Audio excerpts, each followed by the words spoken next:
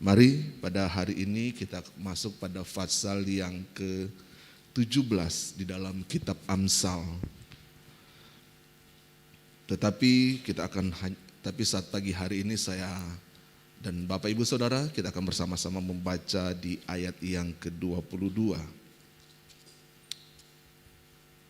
Amsal pasal 17 ayat yang ke-22. Firman Tuhan berkata demikian. 1, 2, 3. Hati yang gembira adalah obat yang manjur, tetapi semangat yang patah mengeringkan tulang. Puji Tuhan, hati yang gembira adalah obat yang manjur, tetapi semangat yang patah mengeringkan tulang.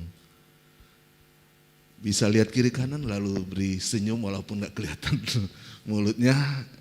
Ya, senyuman kita memberikan semangat yang baru bagi orang yang ada di sekitar kita bahwa hari ini bahwa Tuhan tetap memberikan anugerahnya yang besar dalam hidup kita. Puji Tuhan. Kita kembali judul firman Tuhan yang pada pagi hari ini saya memberikan judul kunci dari sukacita. Kunci sukacita. Mari kita akan masuk pada pembahasan. Bapak Ibu Saudara, Amsal ini adalah firman Allah yang diilhamkan kepada salah satu raja yang kita sudah mengerti bersama-sama. Dia adalah Raja Salomo, yang dimana janji Tuhan yang besar dalam dirinya dengan segala hikmat dan kebijaksanaan yang Tuhan berikan di dalam kehidupan dari Raja Salomo ini. Sehingga Amsal ini ditulis karena hikmatnya ditulis dalam bentuk sastra. Suatu hal yang sangat spesial kalau kita membaca kitab ini, di mana kalau kita melihat bersama-sama kitab Amsal ini semuanya berisi tentang hikmat. Tentang hikmat. Jika kita bandingkan, kalau kita bandingkan dengan ayahnya si Raja Daud, di mana di dalam kita mengerti bersama di dalam kitab Mazmur, sebagian dari kitab Mazmur yang ditulis oleh Raja Daud, di situ kita banyak melihat gaya penulisan dari Raja Daud. Dia dalam penulisannya dalam bentuk puisi. Tetapi pada pagi hari ini kita melihat tentang Amsal dengan gaya penulisannya dalam hal ini bentuk sastra, sehingga kalau kita melihat sini ada dua hal yang saya bisa tarik, ada dua hal yang kita akan melihat bersama-sama bahwa dalam kitab Amsal ini dan juga fokus pada perikop ini ada dua hal yang kita bisa ambil kesimpulan. Yang pertama adalah cara pengajaran yang disampaikan oleh Raja Salomo atau penulis kitab Amsal menggunakan kalimat perbandingan. Paling banyak menggunakan kalimat perbandingan. Jika hal ini terjadi, maka akan terjadi seperti ini. Dan juga yang ayat yang kita baca tadi, kita lihat bersama. Hati yang gembira adalah obat. Perbandingannya, jika semangatmu patah, maka mengeringkan tulang. Ini yang pertama. Yang kedua kita melihat penjelasan dalam setiap perikop itu dia tidak terstruktur. Tetapi masing-masing dari ayat itu mereka berdiri sendiri untuk menjelaskan suatu pengertian. Atau dalam setiap pengertiannya. Maka Bapak Ibu Saudara, daripadanya itu saya tidak menjelaskan semua perikop ini. Baik ayat pertama sampai ayat yang ke-28, ayat 29. Tetapi pada pagi hari ini saya mengambil satu ayat dan kita sudah baca tadi di ayat yang ke-22. Hati yang gembira adalah obat yang manjur, tetapi semangat yang patah mengeringkan tulang. Dari ayat ini Bapak Ibu Saudara ada dua hal yang kita bisa lihat. Ada dua hal yang kita bisa pelajari. Dan sudah tertulis di ayat itu. Yang pertama, kita mulai yang pertama. Hati yang gembira adalah obat yang manjur. Bapak Ibu Saudara, tubuh dan pikiran itu sangat berhubungan erat.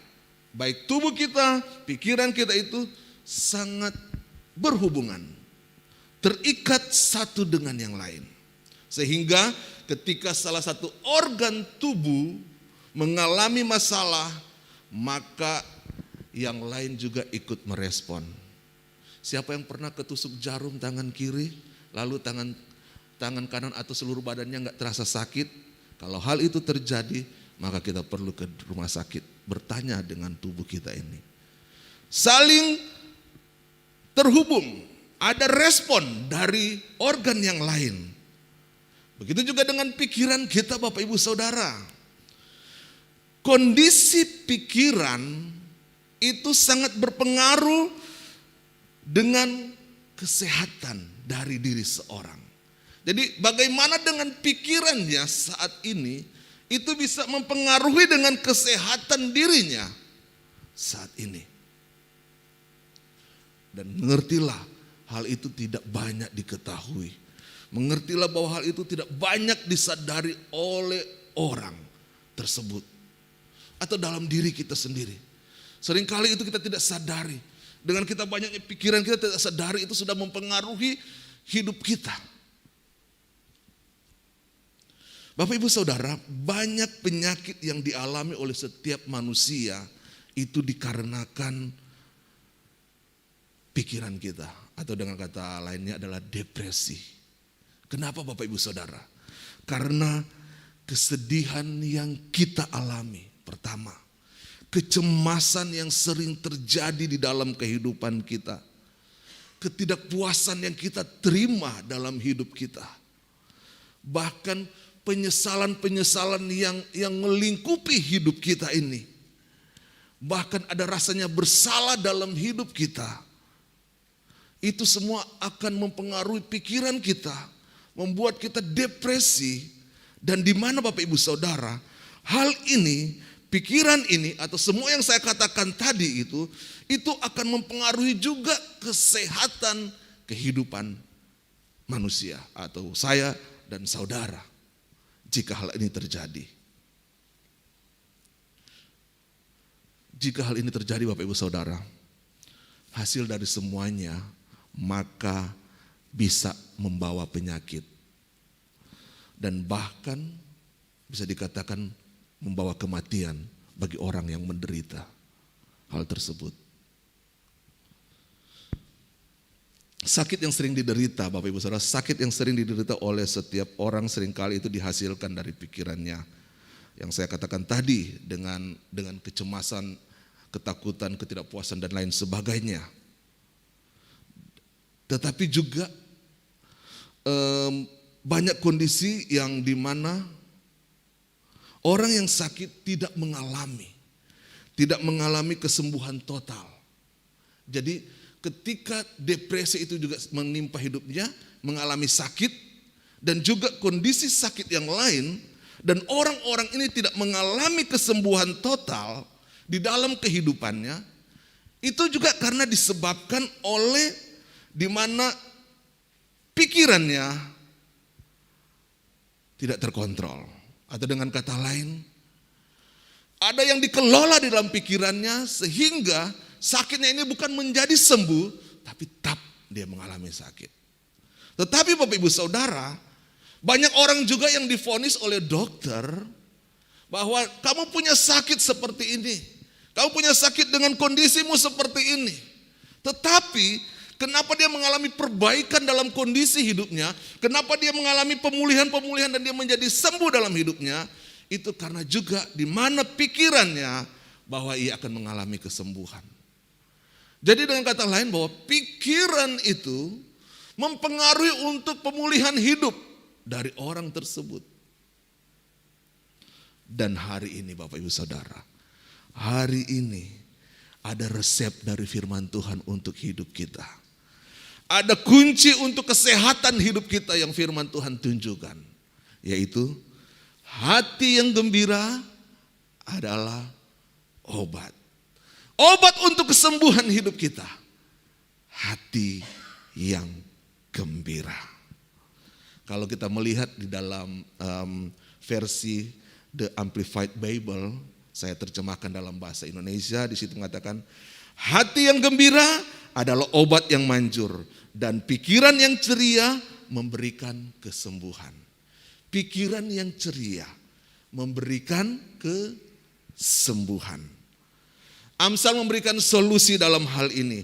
Hati yang gembira dan pikiran yang ceria, atau dengan kata lain pikiran yang positif, akan menjadikan obat yang sangat manjur, obat yang sangat mujarab untuk kesembuhan hidup kita. Baik kesembuhan batin kita maupun kesembuhan tubuh kita. Dan hal ini juga yang sama dikatakan oleh Rasul Paulus kepada jemaat yang di Filipi, yang dimana dia katakan di dalam Filipi pasal 4 ayat yang keempat, bersukacitalah senantiasa di dalam Tuhan. Sekali lagi kukatakan, bersukacitalah. Jadi firman Tuhan tidak mengatakan kamu pergi ke dokter untuk kamu mendapatkan obat ini, kamu pergi ke sini, tetapi Tuhan katakan itu ada dalam hidup kita.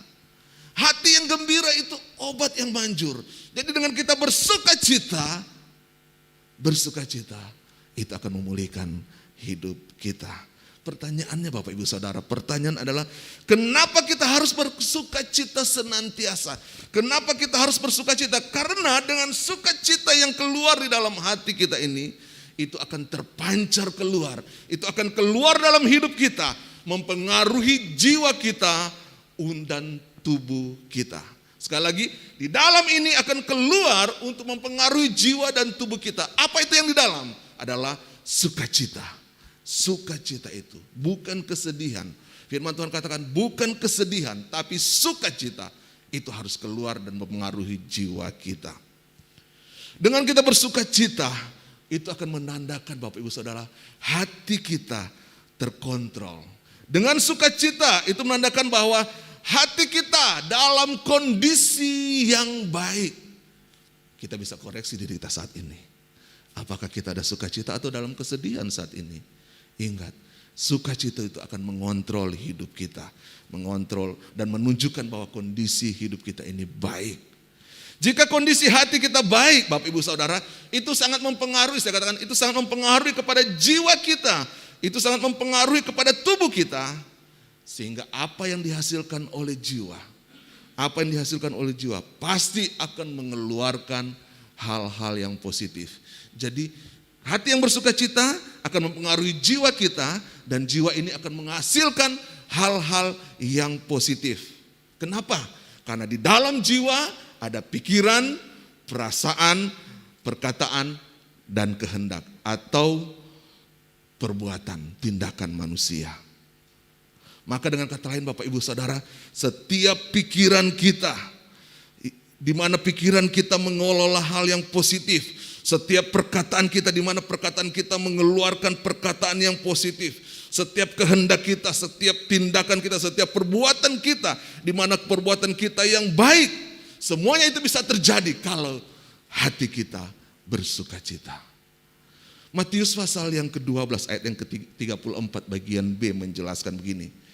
Karena yang diucapkan mulut keluar dari hati. Ini salah satu contoh bagaimana jiwa itu memiliki jiwa yang baik. Itu karena apa yang keluar dalam mulut kita itu dah keluar dari, meluap dari dalam hati kita. Jadi Bapak Ibu Saudara, mari peliharalah sukacita ini. Jagalah sukacita ini, karena dari sukacita inilah maka di situ akan menghasilkan obat yang manjur, obat yang mujarab untuk tubuh kita. Yang kedua kita melihat yang kedua, semangat yang patah mengeringkan tulang. Ini perkataan yang negatif, kalau kita katakan ini negatif. Kenapa? Karena Amsal mengingatkan kepada kita bahwa kalau kita memiliki semangat yang patah, itu akan mengeringkan tulang.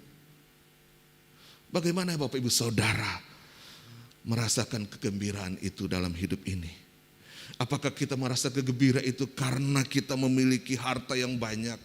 Apakah kita merasa gembira itu karena usaha kita mengalami keuntungan? Apakah kita merasa gembira karena ada berkat yang kita terima? Apakah kita merasa gembira karena kita mengalami di mana kita dipromosikan di dalam pekerjaan? Dan banyak lain di mana kita merasa gembira. Itu hal yang wajar Bapak Ibu Saudara.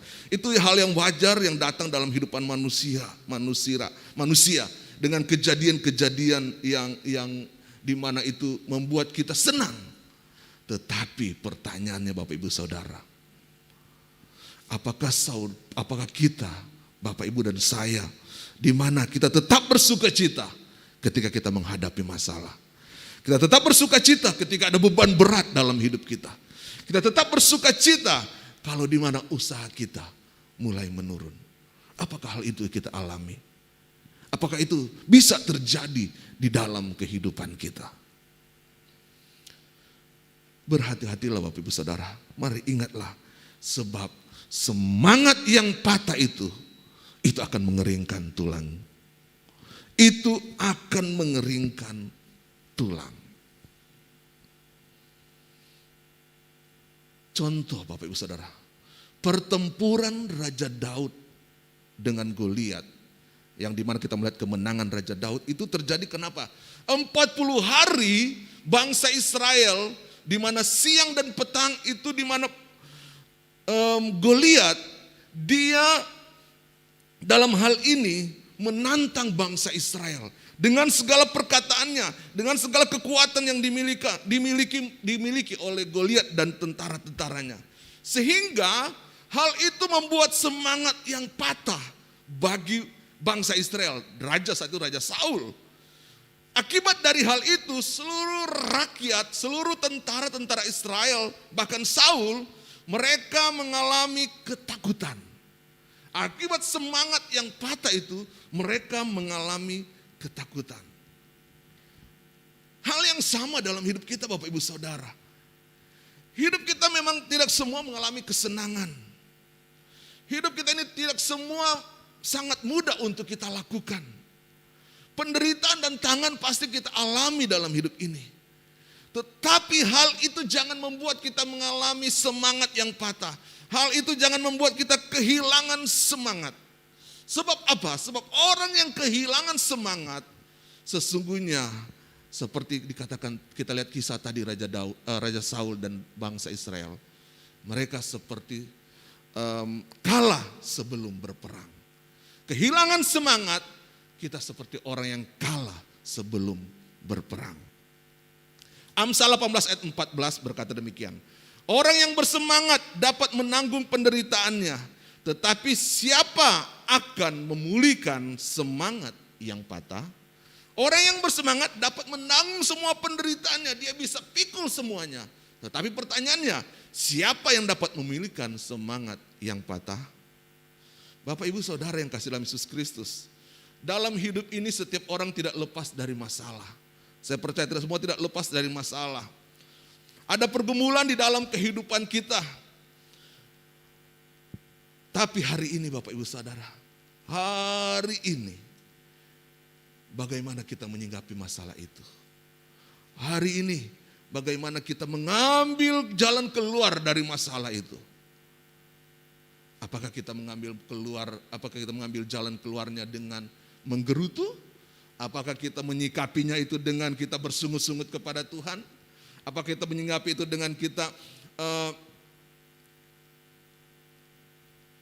melakukan hal-hal yang negatif dengan tidak ada ucapan syukur dalam hidup kita? Rasul Paulus mengingatkan bahwa hidupnya, walau dia berada dalam penjara, dia tidak kehilangan semangat. Hidupnya tetap semangat dalam Tuhan. Ada sukacita. Dalam siksaan apapun yang dia derita, dan Silas pada saat itu, mereka tetap memuji Tuhan. Kisah pasal 16 ayat 25 berkata demikian. Tetapi kira-kira tengah malam Paulus dan Silas berdoa dan menyanyikan puji-pujian kepada Allah, dan orang-orang hukuman lain mendengarkan mereka. Di dalam penderitaan, Paulus dan Silas, mereka tetap bersuka cita. Bagaimana mereka bisa bersuka cita? Bagaimana hidup ini kita senantiasa tetap bersuka cita? hanya satu yang membuat hati kita bersuka cita. Hanya satu yang membuat hidup kita bergembira. Karena ada firman Tuhan di dalam hati ini. Ada firman Tuhan dalam hati ini. Bersukacita itu bukan karena materi. Sukacita itu bukan karena apa yang kita miliki. Tetapi ada firman Tuhan yang disimpan di dalam hati ini. Keadaan bisa berubah. Segala sesuatu bisa berubah. Musim bisa berubah. Tetapi firman itu akan tetap kekal dalam kehidupan kita. Di dalam hati ini. Raja Daud mengingatkan bagaimana dia mengalami penderitaan dalam hidupnya. Tetapi dia tetap bersuka cita. Kenapa? Karena ini Raja Daud yang dia pegang dalam hidupnya. Mazmur 119 ayat 11 mengatakan demikian. Dalam hatiku aku menyimpan janjimu. Supaya aku jangan berdosa terhadap engkau. Dalam hatiku aku menyimpan janjimu. Janji di sini adalah apa? Firman Tuhan. Dalam hati Daud dia menyimpan firman Tuhan. Kunci untuk memiliki hati yang gembira Bapak Ibu Saudara. Di mana biarlah firman Tuhan itu tertanam di dalam hidup ini. Apapun yang terjadi. Baik senang atau susah. Tidak akan membuat kita khawatir. Karena apa? Ada firman Tuhan di dalam kehidupan kita. Firman Tuhan yang akan membangkitkan iman kita. Firman Tuhan yang akan menumbuhkan iman kita. Sehingga kita berdiri teguh. Sama seperti mercusuar yang kita bisa lihat dalam layar ini. Dia tetap berdiri teguh walaupun badai datang. Karena apa dalam hidup kita? Karena ada sukacita.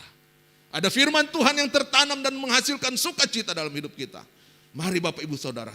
Firman Tuhanlah yang akan mengokohkan iman kita. Firman Tuhan yang akan mengokohkan hidup kita. Di mana hati kita ini ada firman Tuhan dan kita tetap kuat di dalam Tuhan. Di mana kita mampu untuk bersukacita. Hari ini kesimpulannya. Hari ini mari berjalanlah dengan sukacita. Walaupun di depan kita menjalani hidup ini dengan banyak penderitaan. Tetapi percayalah pada janji Tuhan. Karena firman Tuhan itulah yang akan membuat hidup kita, Bapak, Ibu, Saudara, dan saya tetap bersukacita dalam segala hal. Tuhan Yesus memberkati.